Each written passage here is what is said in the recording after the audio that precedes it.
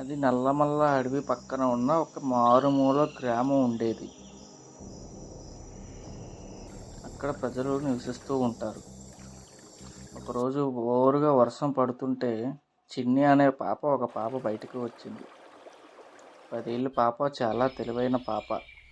సడన్గా ఒకరోజు చిన్న పులిపిల్ల ఊరిలోకి రావడం మొదలైంది. అందరూ భయంతో వణికిపోతూ చిన్ని పాప దగ్గరికి వచ్చారు.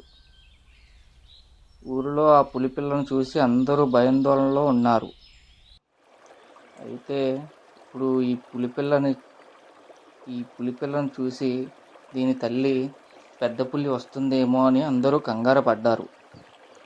ఈలోగా చిన్ని అనే తెలివైన పాప, మీరేం భయపడకండి, ఈ పులిపిల్ల ఏమీ చేయదు, నేను దీనిని తీసుకువెళ్ళి అడవిలో వదిలేసి వస్తాను అని చెప్పింది. అందరూ భయంతో వద్దు వద్దు అన్నా కూడా చిన్ని మాట వినకుండా చిన్న పులిపిల్లను తీసుకొని అడవిలోకి వెళ్ళడం సాగింది. అలా వెళ్తూ వెళ్తూ పులిపిల్లకి ధైర్యం చెప్పుతూ మెల్లగా అడుగులు వేస్తూ నెమ్మదిగా అడవిలోకి వెళ్ళడం మొదలైంది. భయంతో వెళ్తూ వెళ్తూ పులిపిల్ల తల్లైన పెద్ద పులిని చూసింది. చూసి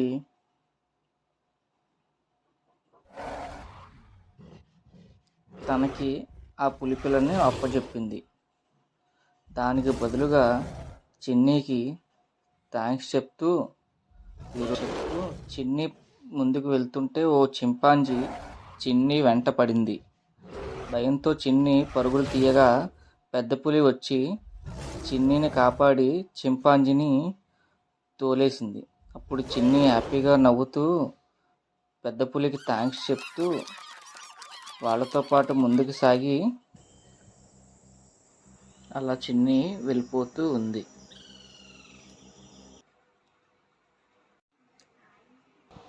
లైక్, సబ్స్క్రైబ్, పక్కనే ఉన్న బెల్ ఐకాన్ కొట్టి సపోర్ట్ చేయండి. Thank you.